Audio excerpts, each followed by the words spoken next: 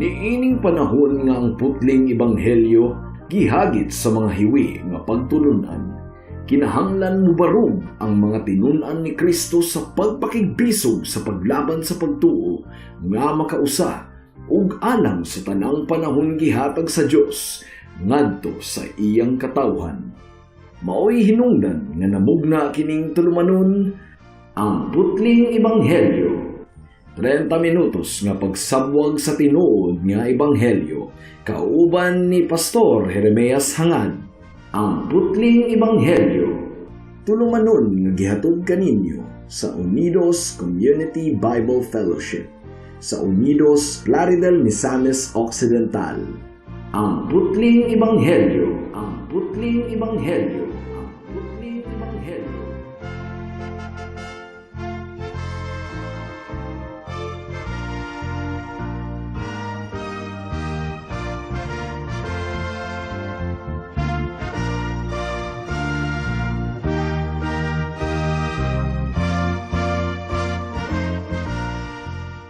Alang sa pagpamalandong sa pulong sa Ginoo niining taknaa atong pagablihon ang Marcos kapitulo 14 bersikulo 1 hangtod sa 9 apan sa dili pa akong gipaabot ang akong pagpanimbaya sa akong 94 years old nga lolo na karon.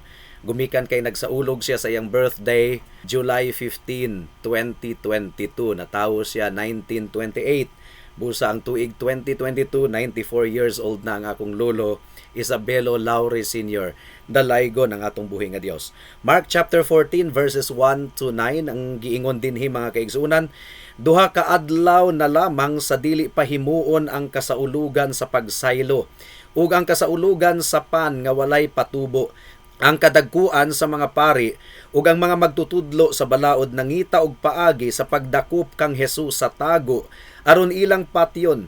Sila miingon, dili ta kini buhaton sa panahon sa kasaulugan kay tingali unyag magubot ang katawhan. Didto si Hesus sa Betania sa balay ni Simon nga sanlahon. Samtang nagkaon siya, miabot ang usa ka babayi nga may dalang tibod nga alabastro. Puno kini sa mahalon kaayong pahumot nga gihimo gikan sa lunsayng nardo. Gibuak niya ang tibod o gibubo ang pahumot sa ulo ni Hesus. Apan nangasuko ang pipila sa mga tawo nga didto niadtong higayuna ug nag-ing nanay. Pagkausik gayod sa pahumot, ikabaligya man unta ka nagkapin sa 3 ka gatos ka denaryo ug ang halin ikahatag sa mga kabus ug ilang gisaway pag-ayo ang babayi.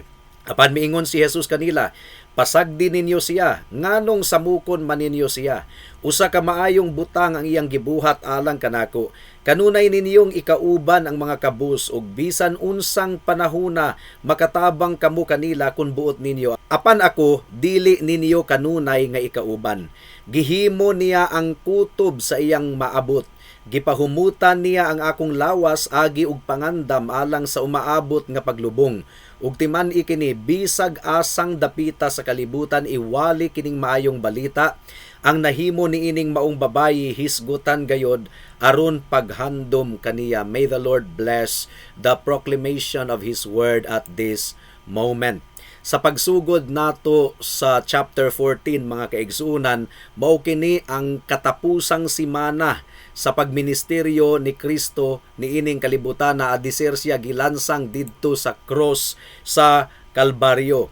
Sa verse 1 ug 2 mabasa nato mga kaigsuunan nga ang mga Pariseo gadali-dali sa ilang tinguha nga patyon ang atong Ginoong Hesukristo. Gadali-dali gayud sila mga kaigsuunan ug ang timing sa ilang paglaraw ug dautan batok sa Ginoong Hesukristo basin og nahitabo kini Martes sa gabi mga kaigsuunan or sayo sa Miyerkules sa buntag.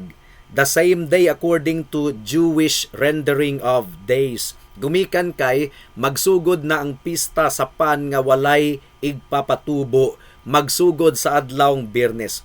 So ang verse 1 ug verse 2 nagasugod kini sa paglaraw ug dautan batok sa Ginoong Hesukristo, and then nagpadayon kini sa verse 10 hangtod sa verse 11. Ang kining verse 3 hangtod sa verse 9 mga kaigsuunan, flashback kini.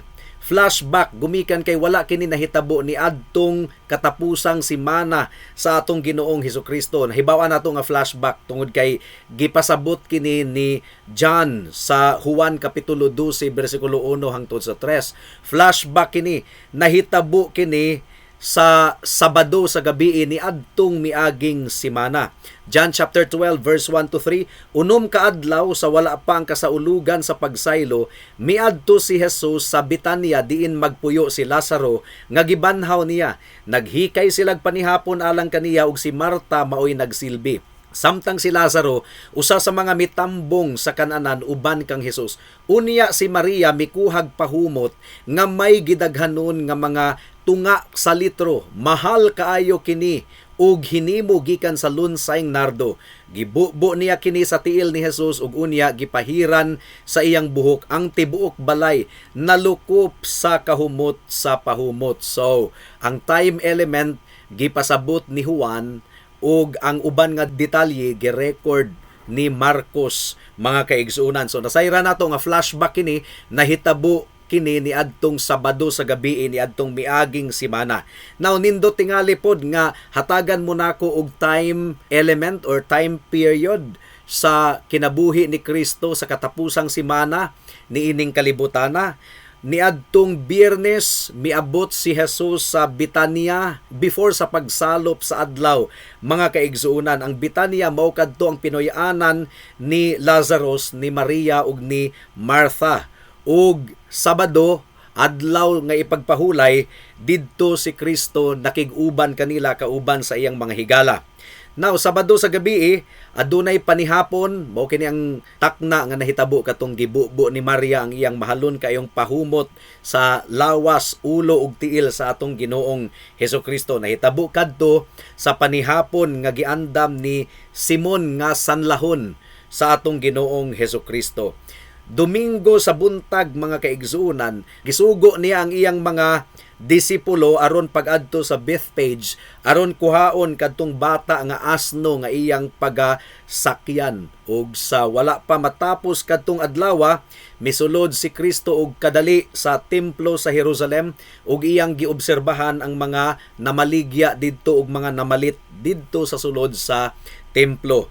Lunes, mga kaigsunan, gitunglo ni Jesus ang kahoyng igera. Unya misulod siya sa Jerusalem ug iyang gihinluan ang templo, iyang gipang-abog ang mga namaligya didto, ang mga money changers, mga kaigsunan. Ug sa Martes, mga kaigsunan, milabay siya didto sa kahoyng igera ug nalaya na kini, namatay kini.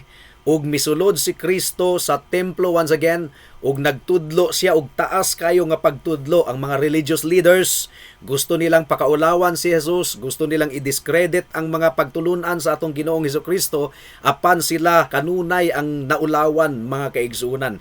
Ug sa pagbiya ni Kristo sa templo kauban sa iyang mga disciples didto sa bukid sa Olibo, iyang gipasabot nga hapit nang magunob ang Jerusalem ug ang relihiyong Judaismo mawagtang na, mga kaigsuunan. Miyerkules, verse 14, gipadala ni Kristo ang duha sa iyang mga tinun-an aron andamon ang katapusang panihapon. Unya ang Ginoo nanihapon nag-spend siya og last supper kauban sa iyang mga disciples ug si Judas mibudhi kang Jesus ug nianang gabhiuna gidakop si Jesus. So kung kana nga chronology or timetable ang atong sundon, ang tinuod nga adlaw sa paglansang kang Kristo dito sa cross sa Kalbaryo, Huwebes, dili Biyernes. Pero lisod kaayo kini nga subject, mga kaigsunan, gumikan kay daghan usab nga mga theologians nga mo-insist gayod nga gilansang si Kristo dito sa cross sa Kalbaryo sa adlawng Biyernes. Well, whether Huwebes man or Biyernes, ang importante nga gilansang gayod si Kristo dito sa cross sa Kalbaryo alang sa atong kaluwasan. Namobalik kita sa insidente nga si Kristo ug kauban ang iyang mga disciples nangaon og panihapon didto sa balay ni Simon nga sanlahon. Kini si Simon, giayo kini siya ni Kristo gikan sa balatiang sangla. Apan bisag naayo na siya, ang iyang bansag sanglahon ra gyud gihapon.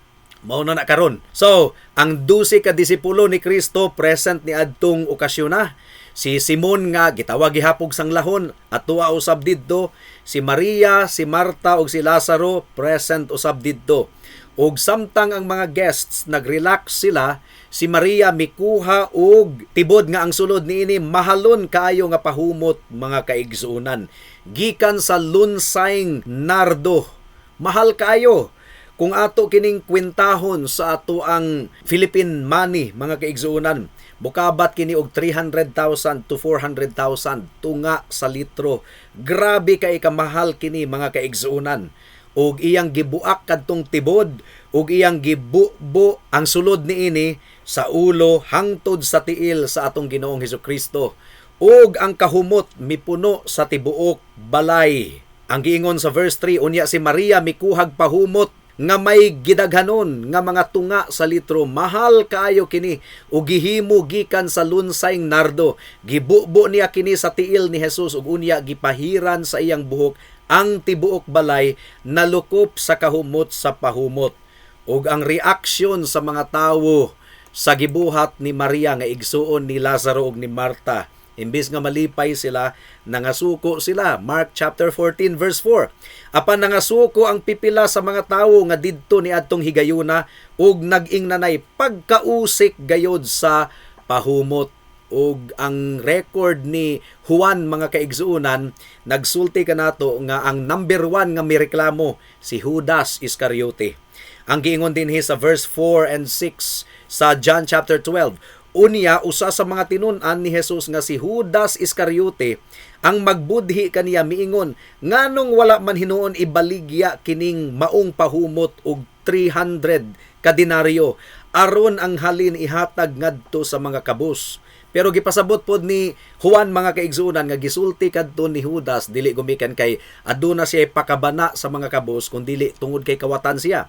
Verse 6, gisulti niya kini dili tungod kay naluoy siya sa mga kabus kun dili tungod kay kawatan siya. Siya man gud maoy gipialan sa puntil nga sudlanan sa kwarta ug nabatasan niya ang pagpangawkaw niini. Well, ang girecord pod ni Matthew, dili lang si Judas ang wala miuyon or nasuko, kundi ang uban usab nga mga disciples. In other words, walay miaprobar sa gibuhat ni Maria.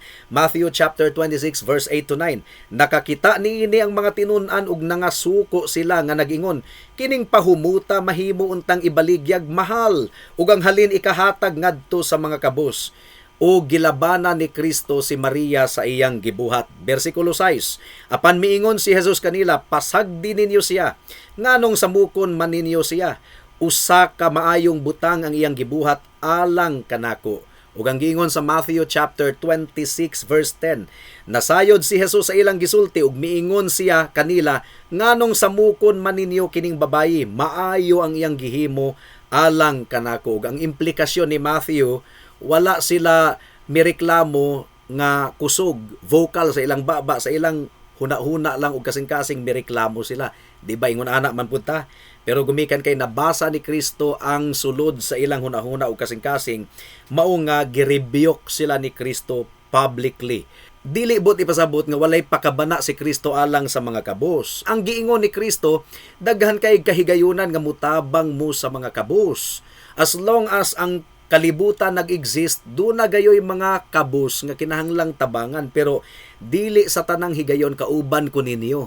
Ang inyong kahigayunan nga pakitaan ninyo ako sa inyong gugma ug kaluoy, hapit nang matapos gumikan kay nasayod si Kristo nga hapit na siyang ilansang didto sa cross, although wala kadto masabti sa mga disciples.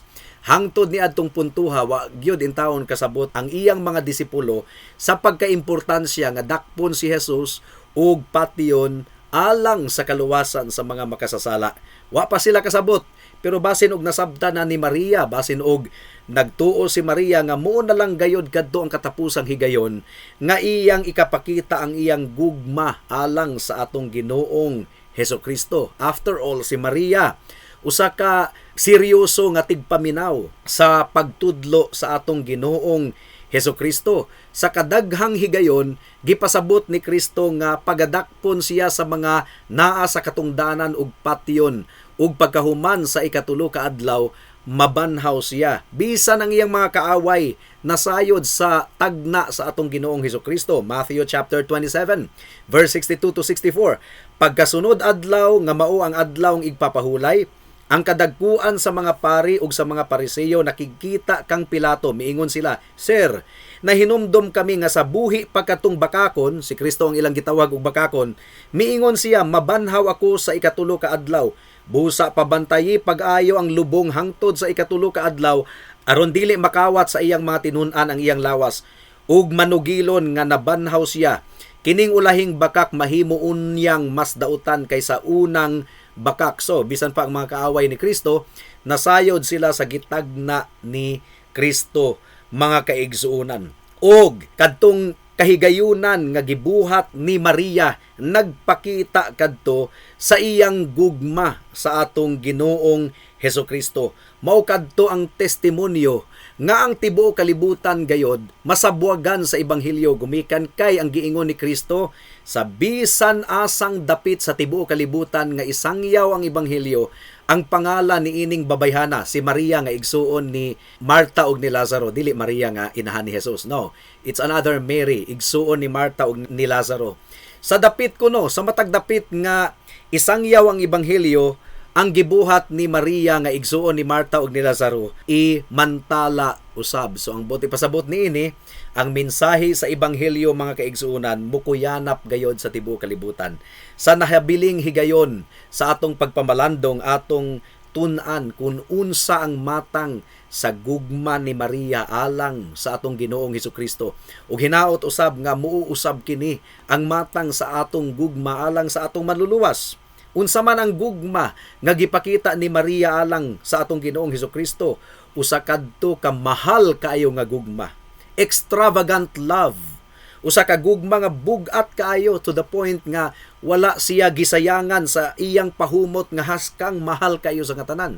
300 to 400,000 pesos sa equivalent nato nga panalapi sa Pilipinas karong 2022. Basin og mo kadto ang pinaka mahal nga butang nga iyang gipanag-iya mga kaigsuonan, pero wala niya kadto bali-baliha.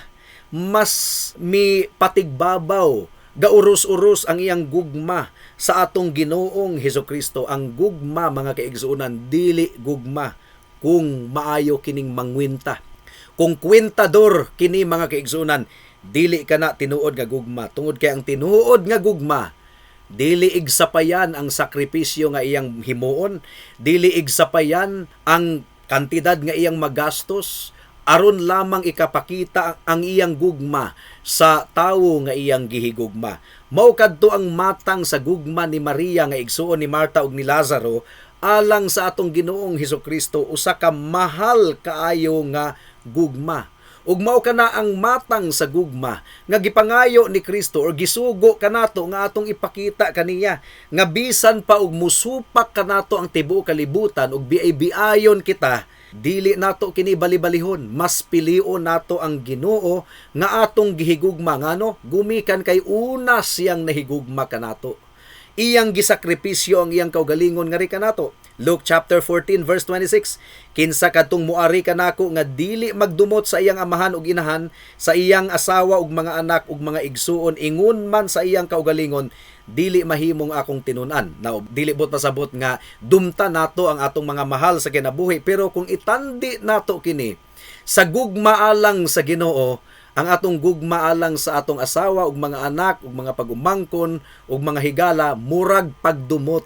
Kung itandi nato sa atong gugma alang sa atong Ginoong Hesukristo, mo kini but ipasabot mga kaigsuonan. Ang tinuod nga gugma mahal gayod kayo, extravagant, dili mangwinta. Ikaduha, ang tinuod nga gugma dili kaugalingon lamang ang gihuna-huna. Wa gyud bali-balihan ni Maria bisag nasuko kaniya ang daghang mga tawo gumikan kay alang kanila giusik-usikan ni Maria ang perfume. Wala siya magpatinag. Iyang gibuhat ang iyang gibuhat. mao kana ang tinuod nga gugma. Bisan pag lutuson kita sa mga tawo sa atong palibot, bisan pag ang tibuok kalibutan mulutos kanato gumikan sa atong pagkakristohanon, dili nato kini tagdon mga kaigsuunan, gumikan kay mas mahinungdanon kanato ang atong Ginoo ug manluluwas nga si Hesukristo. Matthew chapter 13 verse 44 hangtod sa 46. Ang paghari sa Dios sama sa usa ka bahandi nga gilubong didto sa usa ka uma. Hikalutan kini sa usa ka tawo apan iya kining gitabunan pag-usab. Hilabihan niyang lipaya og tungod niini milakaw siya ug iyang gibaligya ang tanan niyang katigayunan ug unya mibalik siya ug iyang gipalit ang uma. Ang paghari sa Dios sama usab sa usa ka negosyante nga nangitag maanindot nga mga perlas. Sa dihang nakakaplag siya usa ka perlas nga may talagsaong kaanindot, milakaw siya og gibaligya ang tanan niyang katigayunan ug unya gipalit niya ang perlas. So ang tinuod nga gugma mga kaigsuunan nakakita sa tinuod nga pagkabililhon ni Kristo nga andam kita nga atong isurrender ang bisan unsa nga anaa kanato, mahimong mawala kining tanan, maangkon lamang nato ang atong Ginoong Hesukristo.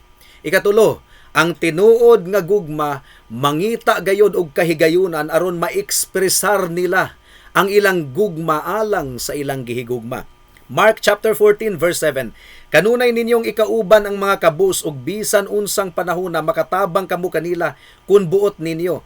Apan ako dili ninyo kanunay ikauban. So tinuod na, kung kabus lang ang atong tabangan, daghan kayong kahigayunan, pero si Kristo katapusan na katong simana sa pagministeryo ni Kristo ni ining kalibutana. Si Maria nakasabot kaayo sa kamatuoran, busa iyang gikuha ang kahigayunan nga i-ekspresar niya ang iyang gugma kang Kristo samtang kauban pa niya si Kristo. Now dunay mga tawo nga mag-ingon, buhata sa ang imong mga gipangandoy sa kinabuhi kabuuta sa ay hara ng pagpangalagad sa Ginoo. Di man mudagan ang Ginoo, naaraman na kanunay. Di man mudagan ang simbahan, naaraman na kanunay. So you see, least priority ang Ginoo. Pero sa tinuod lang, pwede man nga mudangup ka sa Ginoo, imong ipahinungod ang imong kinabuhi kaniya, og siya mo'y mutabang kanimo kung kabubuton niya nga matagbo or matuman ang imong mga gipangandoy sa kinabuhi. Pero doon na mga tao nga andam nilang mawala ang Ginoo kanila, maangkon lamang nila ang ilang mga ambisyon. Buot pasabot, wala gyud sila'y gugma alang sa Ginoo. Pero alang sa mga nakasabot sa kamatuuran, mga kaigsuunan, andam silang itugyan ang tanan, isalikway ang tanan, maangkon lamang nila ang atong Ginoong Hesukristo. Ikaupat nga kamatuuran mga kaigsuunan, ang gugma nga mahal kaayo sa nga tanan, dako kaayog kantidad, posible lamang kini kung ang atong kasing-kasing gibag-o sa atong Ginoong Hesukristo. Posible lamang kini gumikan kay gipakatawo kita niining kalibutan nga kaugalingon ra gyud nato ang atong gihigugma, kaugalingon ra nato ang atong gihunahuna, pero kung ang kasing-kasing sa usa ka tawo gibag-o sa Ginoo, dili na niya bali-balihon ang iyang kaugalingon, gumikan kay nasabtan niya nga si Kristo mao ang Dios ug manluluwas. Siya ang nahigugma sa mga makasasala nga susama kanato ug mao kini rason nganong iyang gitugyan ang iyang kaugalingon didto sa cross. Nagpakamatay siya, gipaagas niya ang iyang dugo alang sa kaluwasan, gumikan sa iyang gugma ug kaluoy sa mga makasasala nga susama kanato. Ug unsa may iyang ibalos ngadto sa Ginoo, ang gugma mga kaigsuunan. Ang gugma, tinuod nga gugma. Ang tinuod nga gugma alang sa atong Ginoo, mapakita kini sa atong mga aksyon. John chapter 14 verse 15, kung nahigugma kamo kanako, tumanan ninyo ang akong mga sugo. So you see, ang pagtuman nato sa sugo sa Ginoo mao'y pamatuod sa atong gugma alang kaniya. John 14:21, ang mudawat sa akong mga sugo ug magtuman niini mao ang nahigugma kanako. Ang akong amahan mahigugma kaniya nga nahigugma kanako, ug ako usab mahigugma kaniya ug magpaila sa akong kaugalingon ngadto kaniya. John chapter 15 verse 10, kung tumano ninyo ang akong mga sugo, magpabilin kamo sa akong gugma, sama nga ako nagtuman sa mga sugo sa akong amahan, ug nagpabilin sa iyang gugma. So you see, 1 John chapter 5 verse 2 to 3, maila nato nga nahigugma kita sa mga anak sa Dios, kun higugmaon nato ang Dios ug tumanon ang iyang mga sugo, kay ang ilhanan nga gihigugma nato ang Dios mao nga gituman nato ang iyang mga sugo ug dili lisod tumanon ang iyang mga sugo. Gidemonstrate kini ni Maria nga igsuon ni Marta ug ni Lazaro ang tinuod nga gugma niya alang sa atong Ginoong Hesukristo.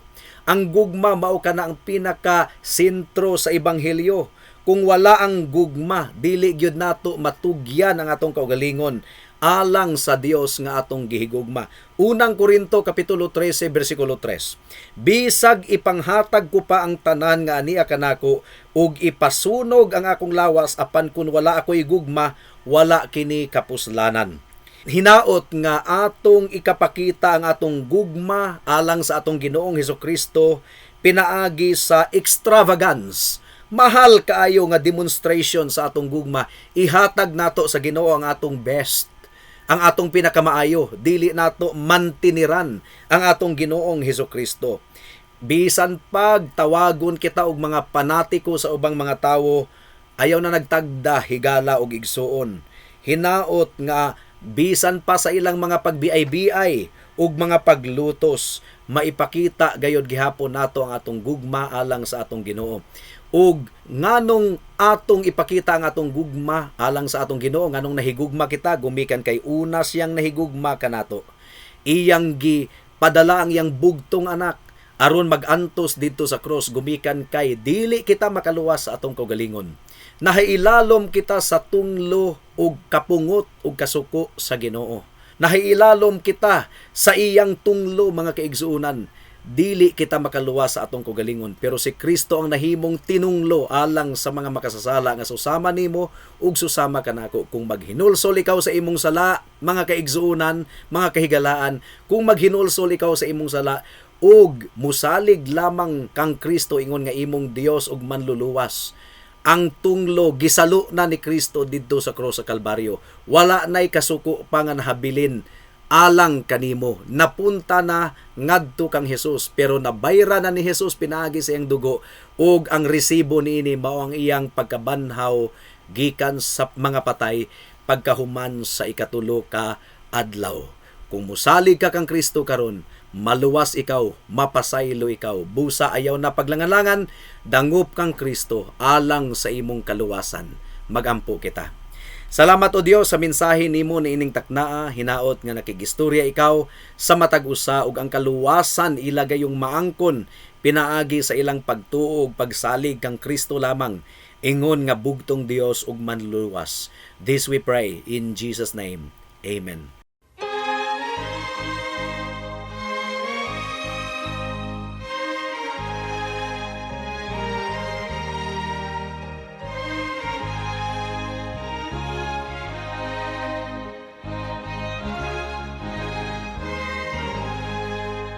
Savior, more than life to me, I am clinging close to Thee. Let Thy precious blood applied keep me ever near Thy side. Every day, every hour, let me feel Thy cleansing power. May Thy tender love to me bind me closer, Lord, to Thee. Through this changing world below, lead me gently as I go. Trusting Thee, I cannot stray. I can never lose my way. Every day, every hour, let me feel Thy cleansing power. May Thy tender love to me bind me closer, Lord, to Thee. Let me love Thee more and more, till this fleeting life is o'er. Till my soul is lost in love, in a brighter world above. Every day, every hour, let me feel thy cleansing power. May thy tender love to me bind me closer, closer, Lord, to thee. Amen.